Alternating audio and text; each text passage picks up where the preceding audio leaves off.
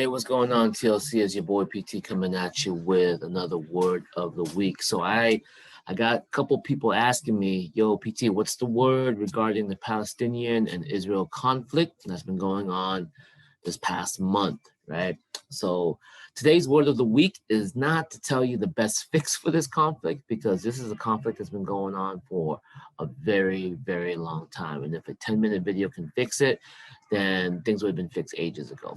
Rather, today's word of the week is just going to share with you what's happening recently so you can get up to date and actually understand the conflict in as simple, phrasing as possible. And I want you to be able to understand the narrative that's been being thrown out there about the sides of these conflicts and how the Christians should navigate this narrative faithfully. Okay, so what's happening, the narrative, and Christian response to it. Okay, so first thing, what is happening over in the Middle East? Just like Tupac once said, there's wars on the streets and war in the Middle East. They got a war on poverty, and the cops trying to put the law on me or anything like that. But anyways, yeah, Middle East, there's a war over there. There's something that's going on all the time over there. And so what's happening lately over in the Middle East? So first thing is this. Sheikh Jarrah is a Palestinian neighborhood and is at the corner of the property dispute between the Palestinians and the Israelite Jews. Okay, Palestinian families have been living there for generations, and they're under the threat of evictions based on the Jews wanting to kick them out. Now, at the same time, we're moving towards the end of Ramadan, which is a very holy celebration for the people of Islam. The situation in Sheikh Jarrah created a tense atmosphere, especially in light of restricting many Muslims from praying at the Dome of the Rock. It made it very difficult what was going on in Sheikh Jarrah. And of course, you can imagine if on the most sacred holidays, you're not allowed to go and pray, right? There's going to be conflict. So what ended up happening was many Jewish settlers wanted to celebrate at the same time the Day of Jerusalem, which in Israel, Jews celebrate the unity of Jerusalem finally coming together, right? And this means that all of Jerusalem should be under Jewish control. It's kind of like, hey, our land, our people, everything under our power. So a huge crowd of Jewish settlers under the protection of the Israelite army walked the streets of the Arab neighborhoods to celebrate these events, which, as you can imagine, provoked a lot of the Palestinian citizens there. Now, the demonstrations began to erupt in Jerusalem, in the area of the Dome of the Rock. Several Palestinians were injured. Some Jews were also injured. The demonstrations happened in a sensitive place, which made a lot of people angry all over Israel. Now, several demonstrations started in different places. We have more injuries. So one demonstration at a very sacred place made a lot of people mad. More demonstrations started happening. More injuries started happening. So as these things are building up in the Ramadan, Jewish movement on holiday demonstrations, they're building up. People being evicted from Sheikh Jarrah, they're building up. Eventually, what happened was now in Gaza, which is this low patch area next to Jerusalem, Israel, Islamic movements like Hamas started launching dozens of rockets on Israel, spreading panic and expressing their frustrations from a long siege, right? They're mad, so they're throwing rockets over at Israel. Israel's response was what? We're not going to back down. This is our nation. This is our people. This is our land. You're not going to intimidate us. So they came down with an iron fist. Boom. Dozens of Palestinian civilians are killed in the Gaza Strip. Palestinians are divided between Gaza and the Ramallah leadership that's going on there. And so talks of peace has been very, very difficult. And there's really no hope for a peaceful political situation because this is very religious, very cultural, very divided situation. Okay, so what's the narrative that's been going on? That's what's been happening. So what's the narrative that's been going on in our social media sphere that I saw a lot of people kind of responding to or adding on? See, as in all disagreements, both sides are very polarized towards the narratives. You get me, right? Refusing to budge, believing it to be the absolute truth, and therefore the other side must submit to them. But like all conflicts of this nature, the truth sometimes is somewhere down the middle, and each must give up their treasured narrative in joint pursuit of truth if we want to see something happen. But that's not going to happen. That's very difficult in the political atmosphere. So on one hand, you got Hamas um, launching rockets in response to protests and demonstration. Hamas launching rockets should not be equated with Israel's precision-seeking self-defense, right? So people are trying to equate like Hamas launching rockets equal to the same thing as Israel launching rockets. One is doing it out of anger, one is doing it out of defense. But on the other side, Israel's flawed democracy and how it's running its democracy, especially how it's treating its Palestinian citizens, is not above reproach either. The way that they're handling this situation and the way they're handling the human rights over there, not a good way. So what we see on social media is a left-leaning narrative telling us to stand up and fight for the human rights issues that Israel is inflicting on the Palestinians. That's not wrong at all.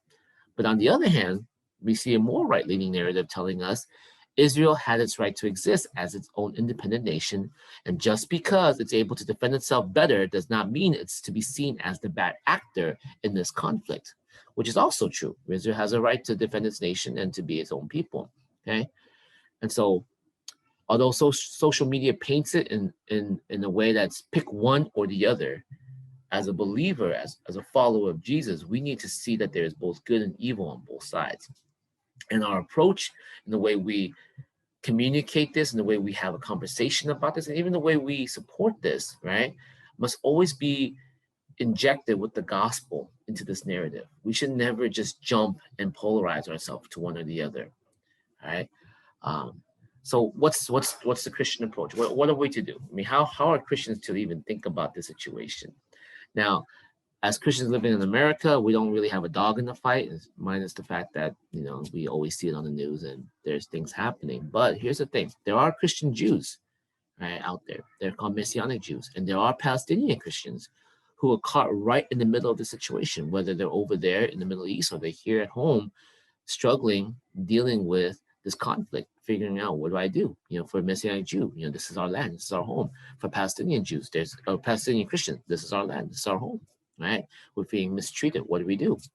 And if you're watching this, you're one of, you're either Palestinian Christian or a Jewish Christian, you know, I know this hits close to home. And so our response must always be fidelity to our King, first and foremost, before fidelity to our culture and to our background. So what are some possible things that we can do? Some basic application about justice and all these things. One, you're not going to fix this on a global political spectrum. You know why? Because the system is so polarized that to try to change things on a national level is almost impossible now. But on a local level, people are more happy to work across lines to meet a specific end. So what should be done? We need to think about working more locally when it comes to matters of justice. It's easier to focus on particular issues of injustice rather than entering the national conversation of it. And so if you're out there and you find yourself in a situation like this, instead of really adding fuel to the fire on the national level, one thing that we should be thinking about is, how do I solve this? Or how do I be a part of making a difference on the local level? How can I be a part of supporting my synagogue or supporting my local temple? Right? How am I supposed to be? How can I reach out to my Jewish friends or my Palestinian friends in this situation? How can we have this conversation? Work on a local level rather than on a national level. And then two, being able to exert power without exploiting it. See, you cannot do justice without recognizing how power has been used to exploit and abuse people. That's the fact of the matter. You have to realize that. But you also cannot do justice without exerting power as well. You need to have some sort of power to exert justice. So the gospel tells us that our Savior does have authority over us, but he uses that authority to serve us, and he was willing to lose it and to suffer in order to save us. So you see that even though he had authority and power, he didn't exploit us with it. He used it to save us, to suffer for us, and to serve us. So we have the intellectual and heart resource to use power in a way that does not exploit. So as a believer, you got to really think, if I ever come into a place of power and I am to exert justice, I need to learn to do it without exerting and exploiting other people in this situation. And so my hope and my prayer is, hey, we need to be able to go locally. We need to be able to exert power without exploiting it. Those of us who are believers in higher authority. But thirdly, we need to be able to listen to the other side, meaning that if you cannot make an argument, if you cannot reiterate what the other side is saying, right, then you're not really listening and you're not really paying attention. It should be so that you know the other side's position so well that they will say, you know what, you have represented me fairly, right? You got to be able to listen. Listening is one of the biggest things, listening and then speaking. Of course, you can disagree. Disagreement is fine, but it's disagreeing in such a way where you're not breaking relationship. Okay, so that's just my thing. Go local. If you're gonna think about doing anything, let's not. We all want to try to save the world, okay? But we're not Jesus. What we can do is we can help, bless, and care for our city, our town, our neighborhoods. First and foremost, if there are people in your neighborhood that's in that situation, that place, bless them. Be a part of that conversation with them. Listen to them, right? Be there. Don't just ignore, push away, but hear their stories. Listen to their grief. Hear their pain. Okay?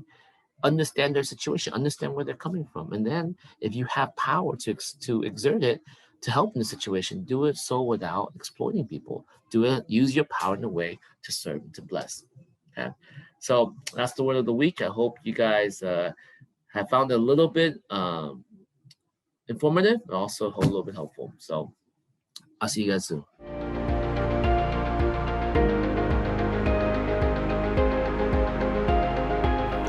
Like what you see? Come check us out on our YouTube channel. We're called to love God, love people, and serve the world. We post regularly every week, Wednesdays and Sundays. 10 a.m. Children's Ministry, 12:30 p.m. for English Ministry. Check out our website at www.wearetruelove.com. Don't forget to hit that subscribe button.